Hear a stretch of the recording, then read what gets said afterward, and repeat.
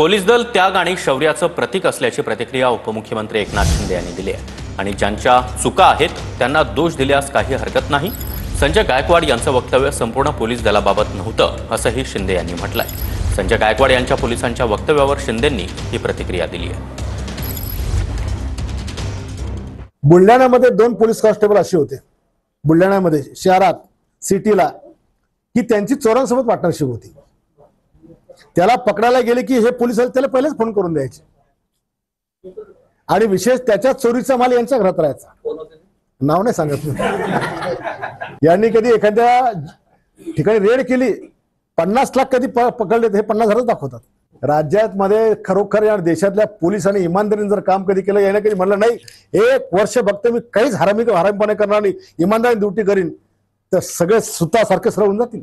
मी पाहिलं की देवेंद्रजींनी त्याबद्दल नाराजी व्यक्त केली। एकनाथ शिंदे साहेबांचा मला फोन आलेला पण माझं वक्तव्य हे काही संपूर्ण महाराष्ट्रातल्या पोलिसांचं धैर्य खचवणं त्यांचं धाडस साहस पराक्रमाचा अपमान करण्याकरता नव्हतं। जे अनुभव माझ्यासोबत त्या ठिकाणी झालेले होते ते अनुभवच मी त्या ठिकाणी मांडले आणि त्याच्या माझ्या या शब्दामुळे जर महाराष्ट्रातल्या पोलिसांचा किंवा महाराष्ट्र सरकारची जर त्याच्यामध्ये अशी नाचक्की होत असेल तर मी महाराष्ट्र पोलिसांची जाहीरपणे दिलगिरी व्यक्त करतो। कुणाचं कोणी काही ठराविक कुठलंही क्षेत्र असू द्या पोलिसांचं असू द्या राजकारण राजकीय क्षेत्र असू द्या काही असू द्या त्याच्यामध्ये काही लोक चूक करतात।